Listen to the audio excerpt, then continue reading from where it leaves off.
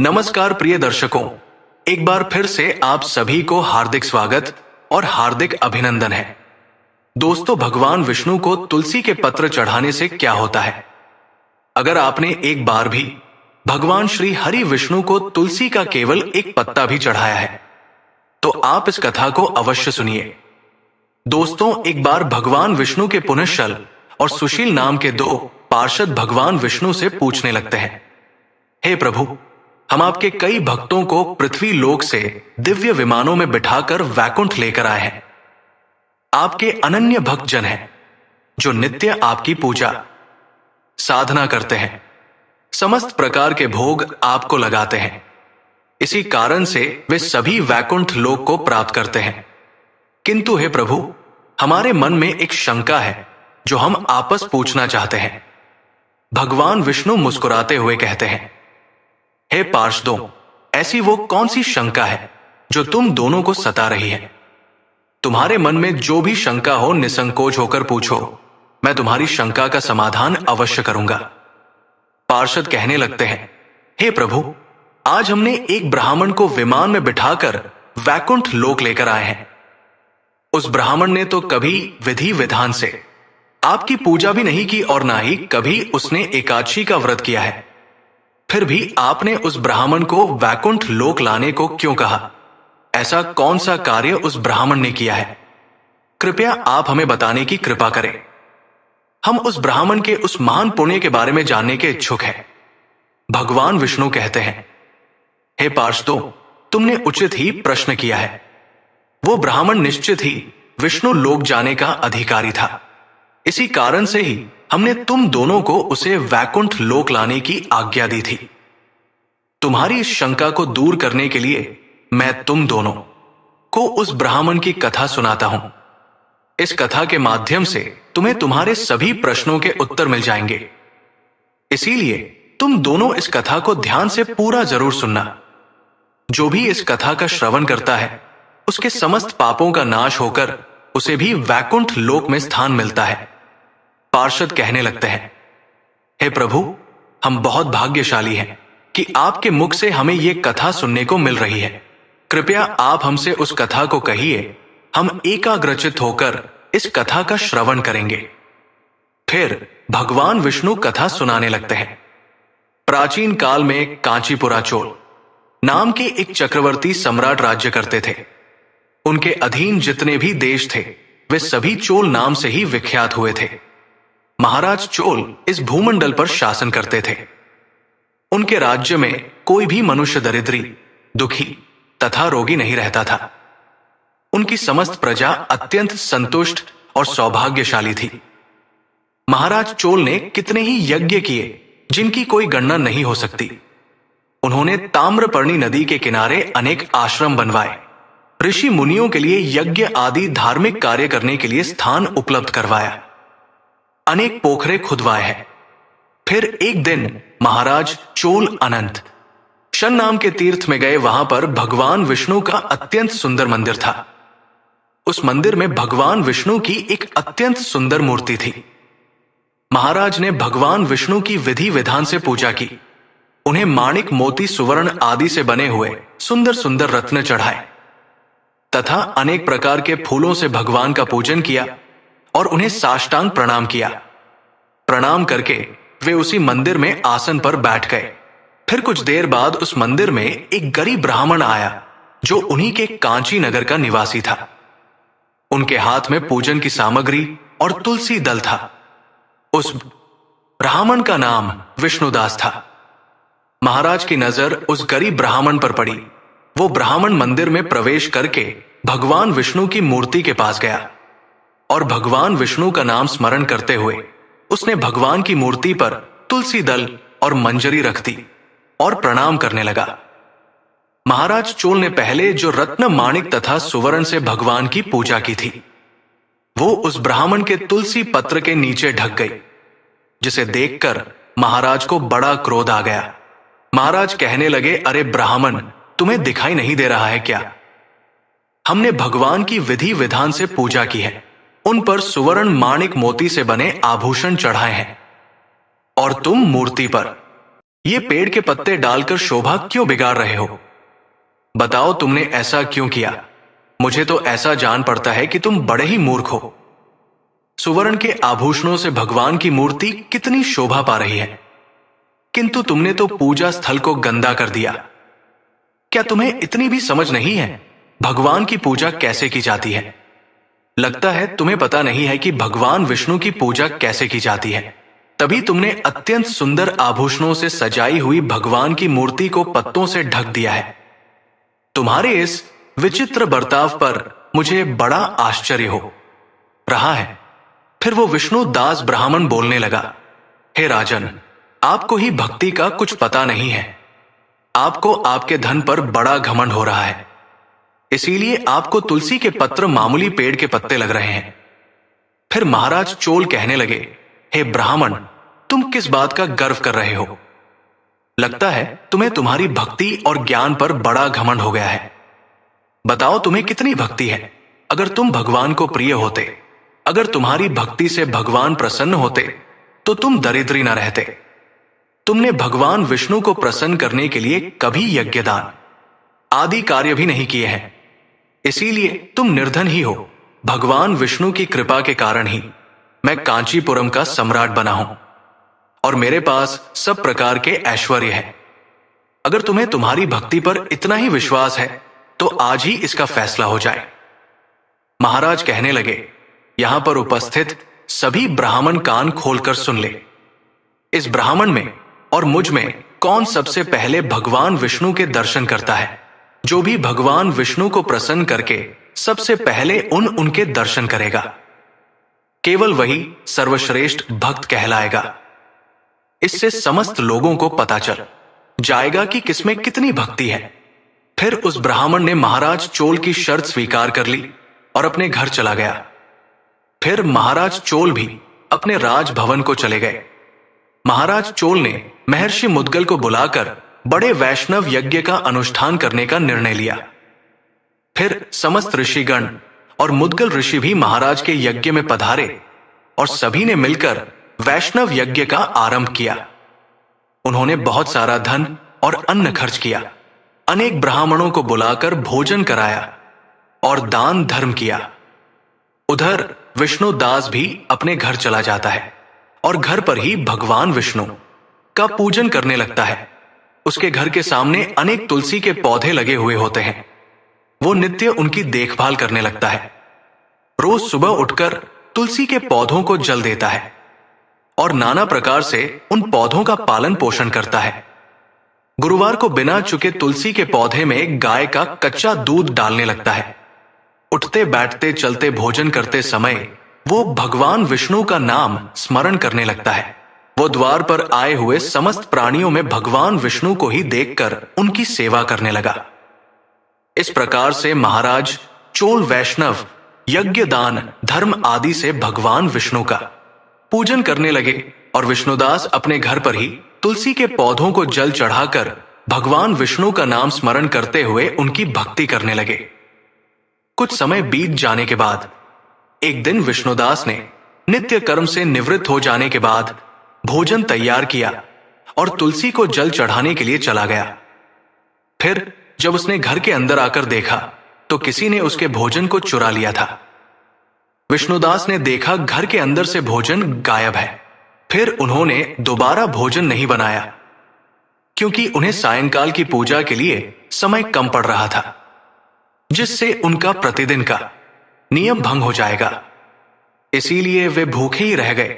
फिर दूसरे दिन उन्होंने भोजन तैयार किया और तुलसी पत्र डालकर घर के अंदर रखकर तुलसी को जल देने के लिए चले गए। फिर से किसी ने उनके भोजन को चुरा लिया।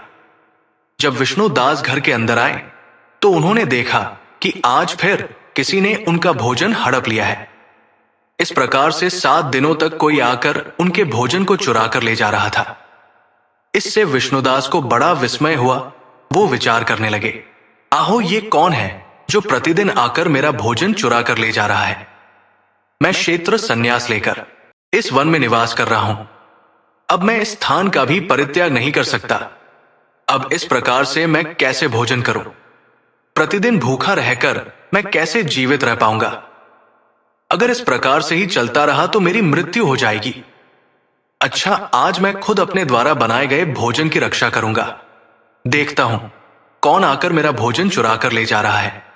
इतना सोचकर वो ब्राह्मण भोजन बनाकर घर में रख देता है और पास ही एक जगह पर छिपकर खड़ा हो जाता है। इतने में ही एक दुबला पतला चांडाल उस स्थान पर आता है और ब्राह्मण के द्वारा बनाया हुआ भोजन चुराने लगता है। उसे देखकर ब्राह्मण विष्णुदास को उस पर बड़ी दया आ गई। उस चांडाल का शरीर अत्यंत दुर्बल था। उसके मुख पर दीनता छा रही थी। शरीर में हड्डी और चमड़ी के अलावा कुछ नहीं बचा था। जैसे ही वो चांडाल भोजन चुराकर जाने लगा, विष्णुदास ने उस चांडाल से कहा, हे भाई, जरा ठहरो, क्यों रूखा सूखा खाते हो? साथ में ये घी भी ले जाओ। ब्राह्मण की आवाज सुनते ही वो चांडाल बड़े वेग से भागने लगा और मूर्छित होकर गिर पड़ा। उस चांडाल को मूर्छित होकर पड़ा देखकर विष्णुदास शीघ्रता से चलकर उसके पास गए और उसके मुख में पानी डालने लगे। तदनंतर जब वो चांडाल उठकर खड़ा हुआ तो ब्राह्मण ने उससे पूछा, हे भाई, तुम कौन हो? तुम अत्यंत भूखे दिखाई पड़ रहे हो। यदि तुम्हें भोजन चाहिए तो मुझसे कह देते, मैं तुम्हें सारा भोजन दे देता। ब्राह्मण की बात सुनकर वो चांडाल मुस्कुराने लगा और उसने अपना असली रूप धारण किया। वो चांडाल कोई और नहीं बल्कि साक्षात भगवान विष्णु ही थे। हाथ में शंख चक्र गदा धारण किए हुए, कटी में पीतांबर, मस्तक पर किरीट शोभा पा रहे थे। अपने प्रभु को साक्षात अपने सामने खड़ा हुआ देखकर विष्णुदास को बड़ा आश्चर्य हुआ और वे भगवान को बारंबार प्रणाम करने लगे। भगवान विष्णु उस ब्राह्मण से कहने लगे, हे विष्णु दास, मैं तुम्हारी भक्ति से अत्यंत प्रसन्न हूं। तुमने नित्य जो तुलसी की पूजा की है और अपने द्वार पर आए अतिथियों का पूजन किया है, इससे मैं संतुष्ट हो गया हूं। मैं तुम्हारी भक्ति से प्रसन्न होकर तुम्हें दर्शन देने के लिए ही आया हूं। अब तुम इस दिव्य विमान में बैठकर वैकुंठ चलकर मेरे साथ वहीं पर निवास करो। इतना कहकर भगवान विष्णु वहां से अंतर्ध्यान हो गए। फिर वो ब्राह्मण दिव्य विमान में बैठकर वैकुंठ लोक जाने लगा। उसी समय महाराज चोल ने जब देखा कि एक दिव्य विमान में बैठकर वो विष्णुदास ब्राह्मण वैकुंठ लोक जा रहा है तो उन्हें बड़ा आश्चर्य हुआ। उन्होंने तुरंत ऋषि मुद्गल को बुलाया और उनसे कहने लगे, हे महर्षि, मैंने उस ब्राह्मण के साथ शर्त लगाई थी कि किसे पहले भगवान विष्णु दर्श देंगे। मैंने ये महाविशाल वैष्णव यज्ञ किया तथा दान धर्म आदि का अनुष्ठान किया है, किंतु वो ब्राह्मण मुझसे पहले ही दिव्य विमान में बैठकर वैकुंठ लोक जा रहे हैं। मैंने ऐसा कौन सा कार्य नहीं किया है जिससे भगवान विष्णु मुझ पर प्रसन्न नहीं हुए हैं। मैंने विधि विधान से भगवान का पूजन किया है तथा समस्त ब्राह्मणों को दान दक्षिणा दी है, किंतु अभी तक भगवान विष्णु मुझ पर प्रसन्न नहीं हुए हैं। इसीलिए मुझे जान पड़ता है कि भगवान विष्णु केवल दान और यज्ञ से प्रसन्न नहीं होते। उस ब्राह्मण ने अवश्य ही मुझसे बढ़कर कोई विशेष कार्य किया है जिससे वह प्रभु के दर्शन का अधिकारी बन गया है। इतना कहकर महाराज अत्यंत दुखी हो गए और उन्होंने अपने प्राण त्यागने का निर्णय लिया। उन्होंने अपने सिंहासन का त्याग किया। उनकी कोई संतान नहीं थी। उन्होंने आजीवन ब्रह्मचर्य व्रत का पालन किया था। इसीलिए उन्होंने अपने भांजे को सिंहासन पर बिठा दिया और फिर वे यज्ञ की अग्नि के समीप गए और उसमें कूदने लगे। तभी देवर्षि नारद उस स्थान पर प्रकट हुए और उन्होंने महाराज को रोक लिया। महाराज देवर्षि से कहने लगे, हे मुनिवर, आज मुझे ना रोकिए, मेरा जन्म विफल हुआ। मेरा सारा यज्ञ और मेरी पूजा भी विफल हो गई। मैंने आजीवन भगवान विष्णु का पूजन किया, यज्ञ आदि कार्य किए, किंतु भगवान विष्णु उस ब्राह्मण पर प्रसन्न हुए। मुझ पर धिक्कार है, मैं अपने प्रभु को प्रसन्न ना कर सका। देवर्षि कहने लगे, हे राजन, आपने कोई भी अनुचित कार्य नहीं किया है। भगवान आपकी भक्ति से प्रसन्न है, किंतु आपने अभी तक भगवान के दर्शन करने योग्य कोई कार्य नहीं किया है। तब महाराज चोल कहते हैं, हे देवर्षि, आप ही बताइए वो कौन सा कार्य है जिससे भगवान विष्णु प्रसन्न होकर दर्शन देते हैं। मेरी पूजा में ऐसी कौन सी कमी रह गई है? मैंने नाना प्रकार के माणिक सुवर्ण के आभूषण भगवान को चढ़ाए हैं।